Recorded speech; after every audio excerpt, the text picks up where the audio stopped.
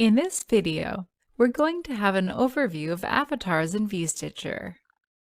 In the orientation course, we have learned how to navigate within the 3D window. Let's see more options in the avatar menu. When right-clicking on the avatar, a menu opens. We make sure to click the avatar's body and not the garment or background, which will open a different menu. Let's review the Avatars menu. On the left, we have Avatar Resources, which will direct us to the Avatar section in the Resources tab. On the right, we have the Focus mode. Let's see Hide Avatar. Now we can view the garment standalone. To show the avatar again, right-click on the background and select Show Avatar. Then we have Snapshot Resources. Selecting this will load the Snapshot section in the Resources tab, with the loaded snapshot highlighted. When working with parametric avatars like Olivia or Oliver, we can also change the avatar textures via the right-click menu. We hover over the Avatar Textures option, and then place our cursor over the textures we want. For example, fit markers, or white mannequin.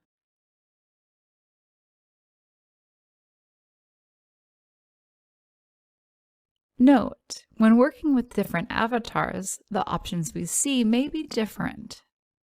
For example, if using older avatars like Deborah and Adam, you'll be able to switch between the regular and mannequin look via the right-click menu.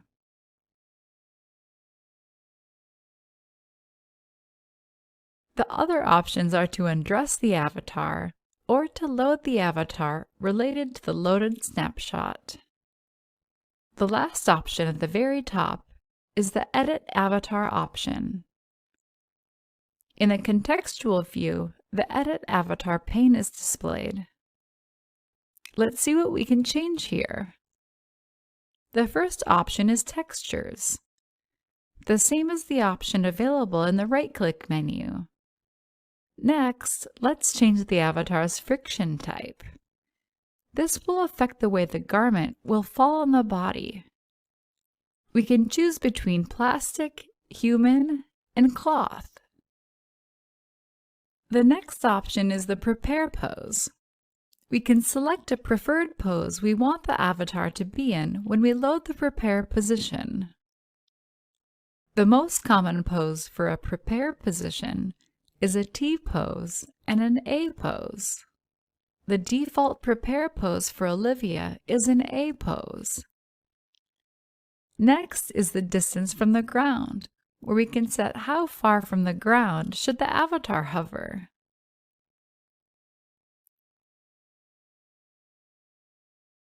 Below it, you will see two tabs, Arrange and Measurements.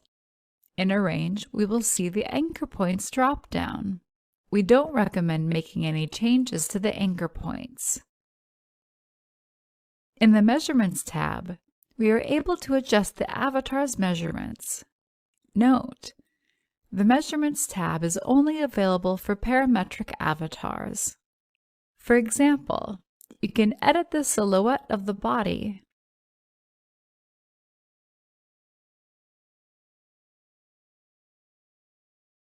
adjust the torso,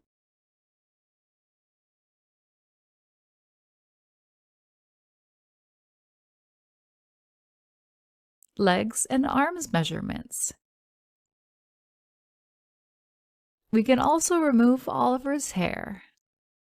We will learn more about editing avatar measurements in another lesson. The options in the avatar menu can also be changed from the main menu in 3D environment.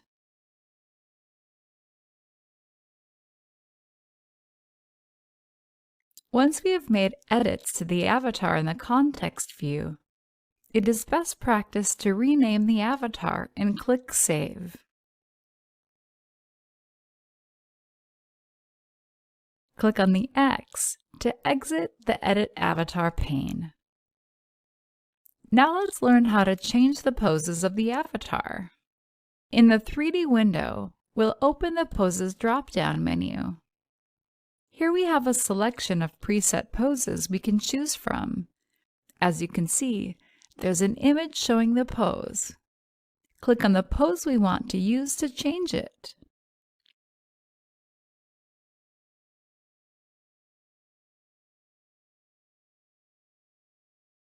We can also create our own poses by clicking here.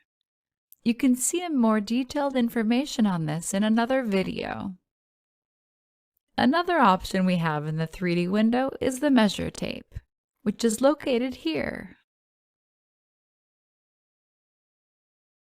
The measure tape allows us to measure any section of the avatar independently. This will also be covered in more detail in another video. Let's go back to the Avatar section in the Resources tab to see the options we have there. We can toggle between list or grid view. We can view the avatars by name or by modification date. And we can import or delete avatars. By clicking on the plus, we can add a new avatar from a file or from template. From template will show us a list of Browserware's parametric avatars to choose from. You can visit the help site to view the most updated list of all parametric avatars available. By clicking on the minus, we can delete a selected avatar. Great! Now that we have a basic understanding of avatars, we're ready to start working. For more information, check out the Browserware Help Center. In this video, we're going to show how to export and import a VSA file into vStitcher. A VSA is a file type for a scanned or parametric avatar, and we are using it to import a new avatar. If we want to share an avatar to another user or computer, we can export a VSA file. This is especially useful if we have adjusted the measurements of the avatar. To do so, we go to the Avatars part of the Resources tabs. From the list of avatars, we select the avatar we need to export. Note, we can also multi-select avatars if we need to export multiple avatars in one VSA file. Once we have selected the avatar we want to export, we click on this button to export. Select the location we want to save the VSA file, rename the file as needed, and click Save. We can now share the VSA file to other users, or to use them on other computers to work with in vStitcher. To import a VSA file, we need to be on the Avatars part of the Resources tabs. Then we click the plus icon. We can import one of our standard avatars from a template. A dialog box is displayed. Here we can change the name of our avatar and click OK. Or we can add a new one by clicking Import and select the VSA file. Once the avatar is successfully imported, it lives in the Avatar part of the Resources tabs and can be used repeatedly. We may search avatars by name in the search bar. We can also delete existing avatars by clicking on the minus icon. A dialog box is displayed. We select Yes. Great! Now we can start working with our newly imported avatar.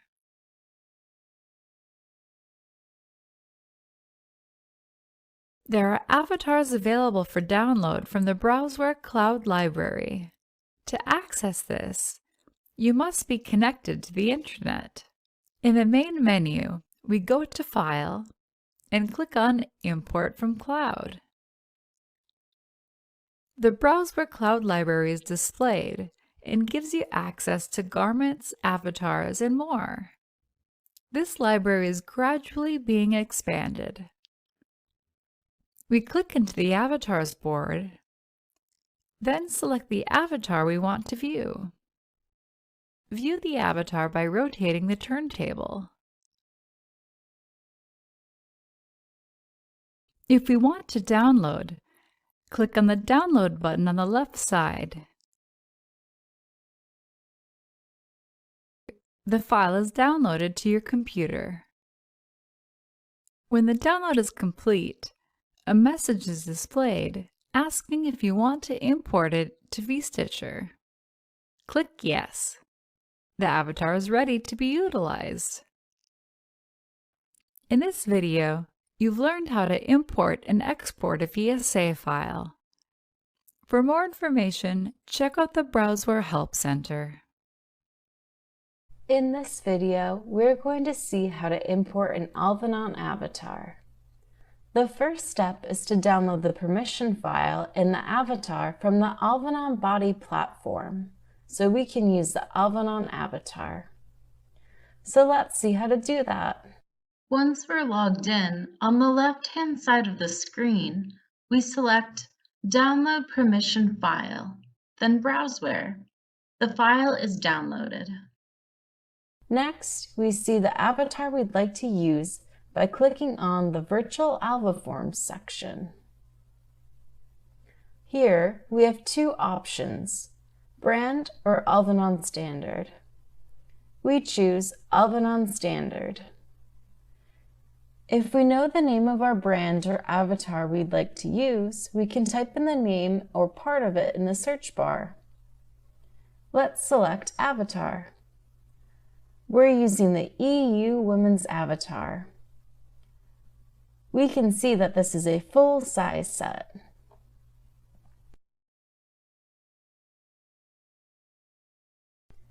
To download, we select Browseware as our software and click Download. Now that we have our avatar and permission file, let's see how to import them to our software. We're unpacking the avatar folder before importing it. Great! First, we add our permission file to our preferences. On the Resources tab, we click Browse and go to the designated folder where we saved the file. Once our permission file is set, we can go ahead and add the selected Alvanon avatar. In the Resources tab, under 3D Avatar, we click the plus icon and add the new avatar.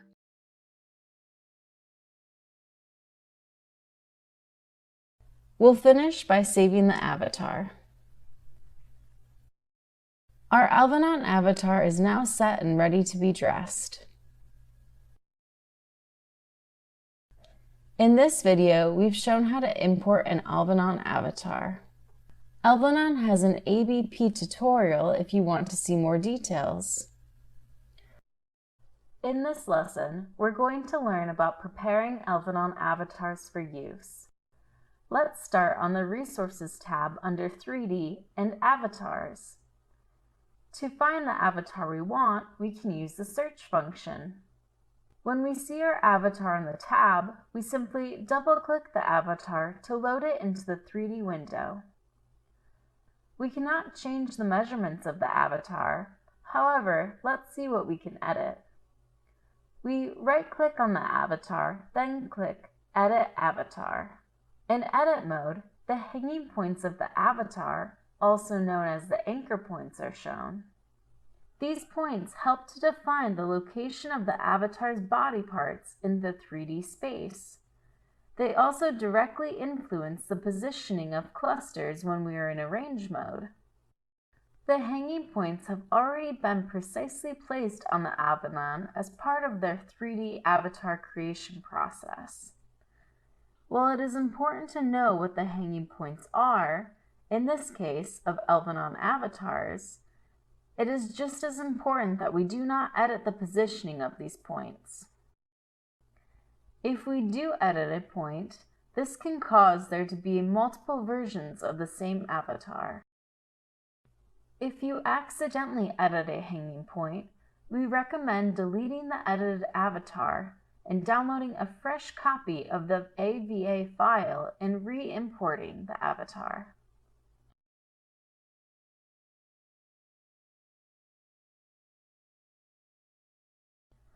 Next, we can change the distance of the avatar from the ground. And we can change the friction type of the avatar. In the drop-down menu, we have 3 different friction types: plastic, human, and cloth. This affects the way the fabric drapes on the avatar's body. Once we've selected the friction type and distance from the ground, we can save our avatar. The dialog box at the top displays the name of the avatar. For Alvanon avatars, we recommend keeping the original name intact so there's no mistaking the official Alvanon avatar. The original name was given by Alvanon and should follow their internal naming conventions. When ready, we save our edits. To exit the edit mode, we click on the arrow next to Edit Avatar. Now, let's see the avatar's pose and how we can change them. A standard Alvanon avatar has 3 poses. In the drop-down menu, we can see all the poses and toggle between them. Now that we have selected our pose, we're ready to start working with our Alvanon avatar. In this lesson, we've learned how to prepare an Alvanon avatar and use for V-Stitcher.